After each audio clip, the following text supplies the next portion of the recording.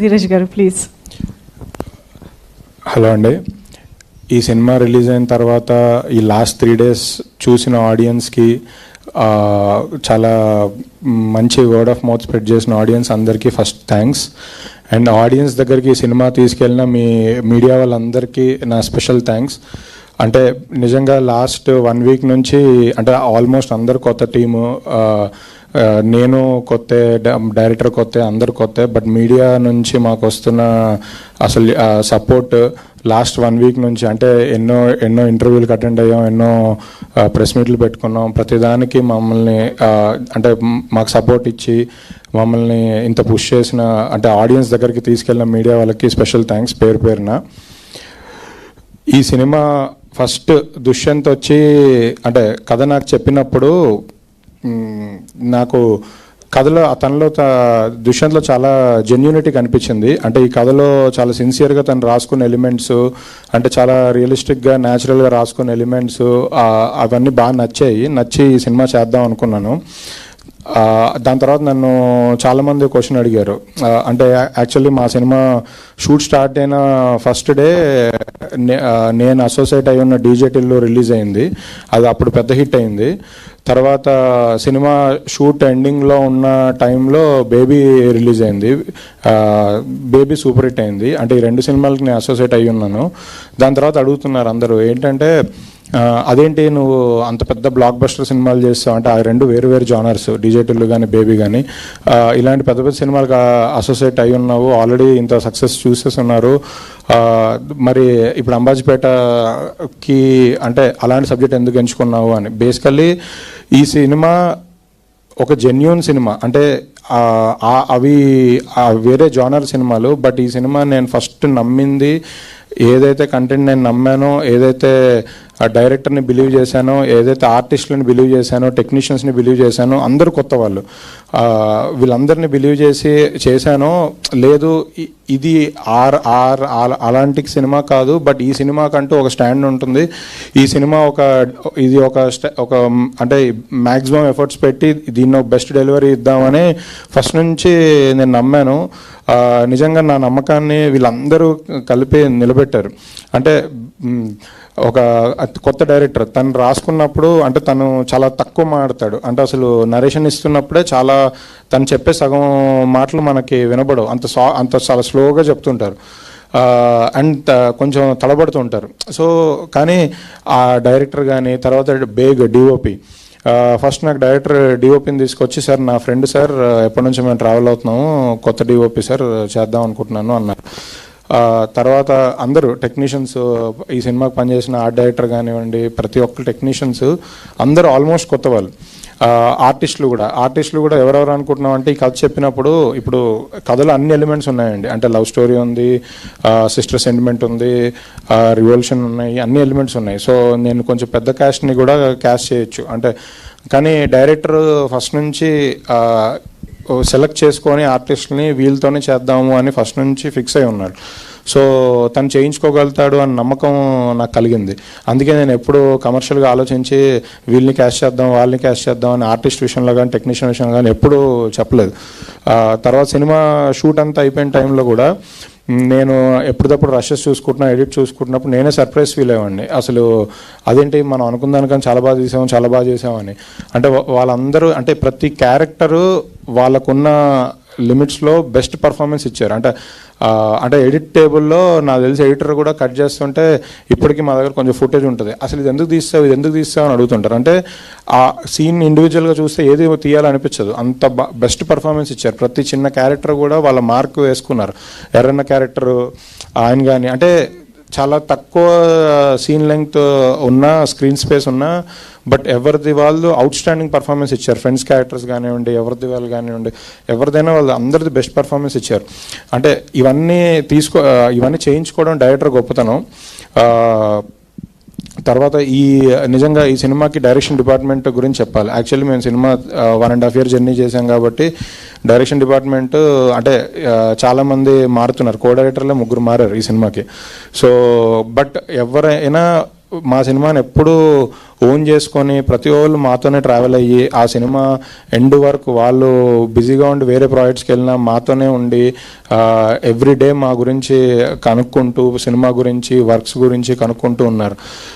ఆయన ఇందాక నితిన్ గారు అన్నట్టు అందరు కొత్త వాళ్ళు, మళ్ళీ డైరెక్షన్ డిపార్ట్మెంట్ కూడా 10 మంది ఉండేవాళ్ళు. ఏంటి నేను ఒకసారి మొన్న అడిగా, ఏంటి ఇంతమంది ఉన్నారు అంటే, సార్ వీళ్ళందరూ కొత్త వాళ్ళు సార్, పెద్ద జీతాలు ఇవ్వకపోయినా పర్లేదు, బట్ వాళ్ళందరూ వర్క్ చేద్దాం అనుకుంటున్నారు అన్నారు. నిజంగా నాకు ఆ రోజు అనిపించింది, అంటే సినిమా తీస్తున్నాం అంటే మన జేబులు నిండడం కోసం కాదు, వీళ్ళందరికీ ఏదో ఒక ఆపర్చునిటీ ఇవ్వాలి అనిపించింది. అంటే చాలామంది ప్రొడ్యూసర్స్ డైరెక్షన్ డిపార్ట్మెంట్ ఒక 5 ఉంటే చాలు, నాకు అక్కర్లేదు, ఇంతకన్నా ఎందుకు వేస్ట్ అని అంటారు. బట్ నాకు అనిపించింది వాళ్ళందరూ ఏదో ఒకటి నేర్చుకుంటారు కదా ఈ సినిమా నుంచి అని. కాస్ట్ అండ్ క్రూ చాలామంది, అంటే నేను ఎక్కడ ఎవరికి అంటే జెన్యున్గా సినిమాని నమ్మి ఇది ఒక ప్లాట్ఫామ్ అవుతుంది వీళ్ళందరికీ అని బిలీవ్ చేసి ముందుకు వచ్చాను. తర్వాత ఈ సినిమా మొన్న రిలీజ్ అయిన తర్వాత ఈ 3 days కలెక్షన్ బాగా వచ్చింది. నేను మా ఎస్కేఎన్ గారు మేము మాట్లాడుకుంటున్నప్పుడు, అంటే మేము అనుకున్నాం ఈ సినిమా హిట్ అవుద్ది, ఇంత బాగా కలెక్ట్ చేస్తాను అనుకున్నాం, బట్ మేము అనుకున్న దానికన్నా ఎక్కువ వచ్చింది, జెన్యున్గా ఎక్కువ వచ్చింది. అప్పుడు నాకు నైటే ఒకటి అనిపించింది, ఏంటంటే ఈ సినిమాని ఇంకా కమర్షియల్గా చూడకూడదు, ఇంకా ఎక్కువ ఆడియన్స్ దగ్గర తీసుకెళ్ళాలి, మ్యాక్సిమం నెంబర్ ఆఫ్ ఆడియన్స్కి సినిమా చూపించాలి అనిపించింది. అంటే ఈ సినిమా మేము ఏ ఇంటెన్షన్తో అయితే తీసామో, జెన్యూనిటీ అవనండి, ఒక కొత్త వాళ్ళకి అందరికీ ప్లాట్ఫామ్ క్రియేట్ చేయడం అవనండి, సో వీళ్ళందరికీ పేరు రావాలి అంటే ఎక్కువ మంది ఆడియన్స్కి సినిమాని చూపించాలని అనిపించింది. నేను అందుకే నెక్స్ట్ 3 days 4 days అంటే మా టీం అందరూ ప్రతి ఏరియాకి వెళ్ళి, విజయవాడ, గుంటూరు, వైజాగ్, కాకినాడ, ఆంధ్రాలోని అన్ని ఏరియాస్, తెలంగాణలోని అన్ని ఏరియాస్, ప్రతి చోట ఎవ్రీ డే ఒక స్పెషల్ షో వేయడం జరుగుతుంది. ఆ స్పెషల్ షోకి సోషల్ మీడియా ద్వారా మేము ఆడియన్స్ని మేమే ఇన్వైట్ చేసి వాళ్ళందరికీ సినిమాని చూపించి టీంతో ఇంటరాక్షన్ పెడుతున్నాము. ఇది అసలు నిజంగా కూడా నాకు ఈరోజు ఇంకా చేసిన చాలు, హ్యాపీగా డబ్బులు వచ్చాయి, అందరు కూడా బిజీగా ఉన్నారు. ఇప్పుడు సుహాస్ గారు కూడా నెక్స్ట్ సినిమా షూట్లో ఉన్నారు, వదిలేయచ్చు. బట్ నాకేమనిపించిందంటే లిటరల్లీ చూపించాలి అందరికీ వీళ్ళ క్రాఫ్ట్, వీళ్ళు చేసిన వర్క్, ఇవందరి ఆడియన్స్తో ఇంకా దగ్గరకు తీసుకెళ్ళాలి అనిపించింది. అందుకే ఇది మళ్ళీ ఇంకో 1 week దీన్ని గట్టిగా అందరి దగ్గర తీసుకెళ్దామని మేము అనుకున్నాము. తర్వాత ఈ సినిమా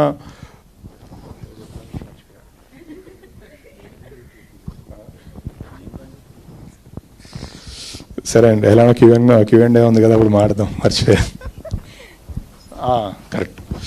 సో బేసికలీ ఈ సినిమాకి లాస్ట్లో, అంటే మేమందరం ఎంత కష్టపడ్డా, ఎంత పెద్ద మేధావికైనా ఓ చిన్న అప్పుడప్పుడు ఐడియాస్ వచ్చి ఆ ఐడియాస్ వల్ల ఇంకా బెటర్ అవుతాం అన్నట్టు, ఈ సినిమాకి నిజంగా ఒక పాయింట్ నుంచి బాగా సపోర్ట్ చేసిన Sandeep, colour photo director Sandeep, తను యాక్చువల్లీ మన డైరెక్టర్తో పాటు కూర్చొని, అంటే ఒక కొత్త డైరెక్టర్ అని ఫీల్ అవ్వకుండా ఒక బ్రదర్ లాగా ఫీల్ అయ్యి మ్యాక్సిమం ఇన్పుట్స్ ఇచ్చి ఇలా చేస్తే బాగుంటుంది అది అని కొంచెం, లేకపోతే డైరెక్టర్ ఏదైనా ఇది ప్రాక్టికల్గా అవుద్దా లేదా అనుకున్న ప్రతిదీ డైరెక్ట్గా నాకు కాల్ చేసి బ్రో ఇది చేద్దామని చెప్పి పుష్ చేశారు. అంటే ఈ సినిమా మేము అంటే రీషూట్స్ కూడా చేసాం, అన్ని సినిమాలు చేస్తున్నట్టే మేము రీషూట్స్ చేసాం బెటర్మెంట్ కోసం, సో దానికి హెల్ప్ చేశారు. బట్ ఇంకొకటి లాస్ట్లో సినిమా షూటింగ్ అంతా అయిపోయిన తర్వాత పోస్ట్ ప్రొడక్షన్ ఎడిట్ దగ్గర, ఆర్ఆర్ దగ్గర, నిజంగా ఈ సినిమాకి మాకు అంటే తను బేబీ లాంటి పెద్ద హిట్ కొట్టిన తర్వాత కూడా సాయిరాజ్ గారు లిటరల్లీ మా కోసం వచ్చి లిటరల్లీ లాస్ట్ 10 days, అంటే తన సినిమాకి ఎంత కష్టపడతారో అసలు నిద్ర లేకుండా నైట్ అంతా, అంటే మార్నింగ్ 6-7 వరకు నైట్ నిద్రపోకుండా మిక్సింగ్ థియేటర్లో ఉండడం, ఎడిట్ రూమ్లో ఉండడము, ఆర్ఆర్ దగ్గరికి వెళ్ళడం, నిజంగా అంటే నాకు, అంటే నేను వీళ్ళందరికీ జస్ట్ థ్యాంక్స్ చెప్పి నేను సరిపెట్టుకోలేను, నేను ఎప్పటికీ రుణపడి ఉంటాను. అంటే ఈ సినిమాని తను సాయిరాజ్ గారు ఒక మాట అన్నారు, ఏంటంటే ఏదో థ్యాంక్స్ అది చెప్తుంటే, ఇవన్నీ తర్వాత భయ్య సినిమా అనేది అలా లైబ్రరీలో ఉండిపోద్ది, ఓ 10 ఏళ్ళైనా 20 ఏళ్ళైనా సినిమాకే వాల్యూ రెస్పెక్ట్ ఉంటుంది, వెనకాల ఎవడు కష్టపడడం అనేది ఇంపార్టెంట్ కాదు, సినిమాకి మనం బెస్ట్ ఇవ్వాలి, ఆ సినిమాని కరెక్ట్గా నిలబెట్టాలన్నారు. నిజంగా థ్యాంక్స్ సాయిరాజ్ గారికి, సందీప్కి, రవి అయితే అసలు లిటరల్లీ తను ఇప్పుడు నెక్స్ట్ డైరెక్టర్ అవుతున్నారు. నెక్స్ట్ ఆనంద్ వైష్ణవి సినిమాకి డైరెక్టర్ రవి. తను మాకు బేబీ దాని ముందు సినిమాలతో కూడా మాతో ఉన్నారు. తనైతే లిటరల్లీ డైరెక్షన్ డిపార్ట్మెంట్ లాగా పనిచేశారు. అంటే అసలు ఇంటికి ఎప్పుడు వెళ్ళారో కూడా తెలియదు, ఎప్పుడు పడుకున్నాడో కూడా తెలియదు.